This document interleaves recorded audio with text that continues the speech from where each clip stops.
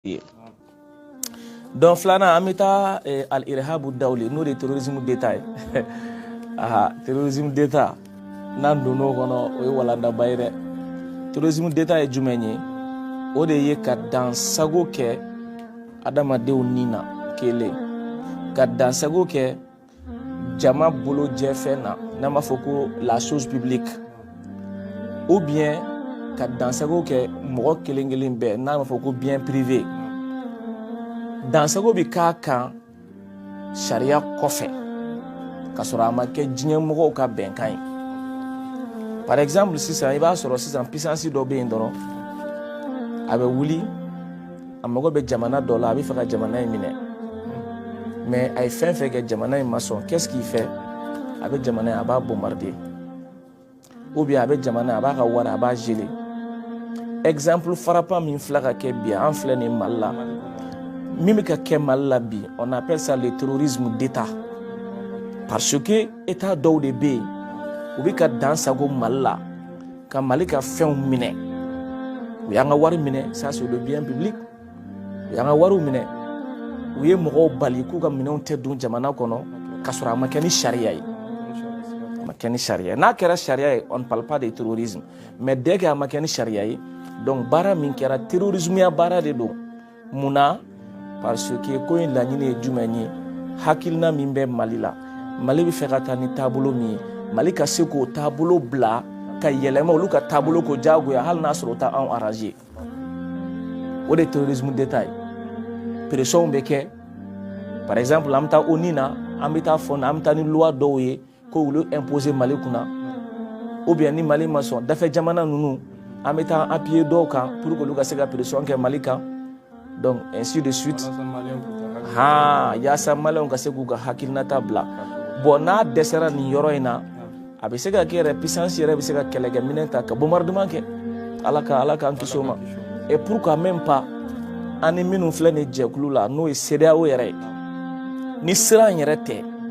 ça b'a sɔrɔ u ye sɔrɔdasiw bila ka na anw fɛ yan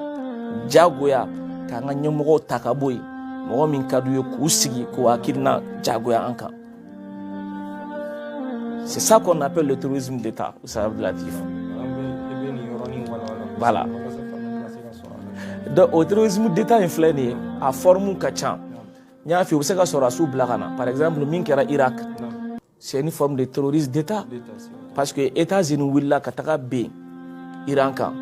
Kasoro Onima Yamaria, Irak, pardon, Kasoro Onima Yamaria, Fouidama. C'est le terrorisme d'État. Il a fait Libye Fene. Autant de que le terrorisme d'État parce que tout simplement Kadhafi ko abina na Afrique ka war dilan amna bu ka war la jago ya be nga war dunde no ma nga war dun jago ya mbaw faga terrorisme d'État Israël on be ga min ke Palestine ona c'est le terrorisme d'État parce que kuma do bu bombarder bu ka waru mine bu ka so mine bu ka foro la donc tout ça là, on appelle ça le terrorisme d'État. Donc terrorisme d'État kuma la surunya la moyen de moyen mina be utiliser jamana contre la a bɛ se ka kɛ mɔgɔw fagali ye a bɛ se ka kɛ jamana ka bien public ou bien bien privé a bɛ se ka dan sago olu kan ka sɔrɔ a ma kɛ ni sariya ye donc o fana ye terrorisme modèle dɔ ye naam sigiyɔrɔ sabanan o de ye terrorisme idéologique n'an b'a fɔ al-hirab al-idéologie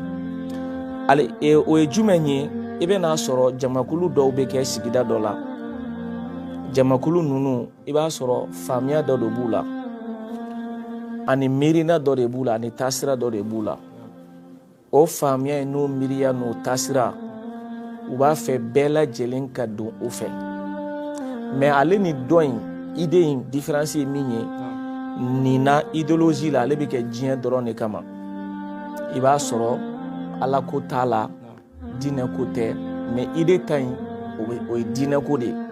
mais idéologie ta o ye adamaden i ka faamuya ani i bɛ fɛ i ka diɲɛlatigɛ ɲɛnamaya ka kɛ cogo min na o de terrorisme idéologique ye par exemple n bi fɛn dɔ d'i ma sisan par exemple n'i taara Colombie mouvement dɔ tun bɛ yen u b'a fɔ ma ko les FARC voilà FARC donc olu ye mouvement ye mouvement idéologique dɔ de don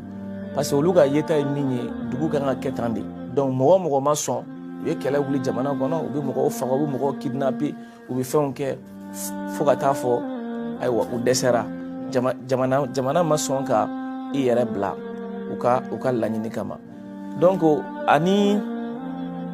o bɛ yen nɔ filanan ye jumɛn ye terrorisme idéologique fana jusqu'à présent a modèle dɔ bɛ yen par exemple sa jamana o jamana bɛ i b'a dɔn jamanaw tilannen no fila ye jamanaw kun tilannen no fila ye diɲɛ na il y avait le bloc communiste et il y avait le bloc démocratique donc bloc communiste olu fana idéologie dɔ de kun b'u la jamana o jamana n'u sera e la u bɛ pression modèle bɛɛ lajɛlen k'i kan f'i ka sɔn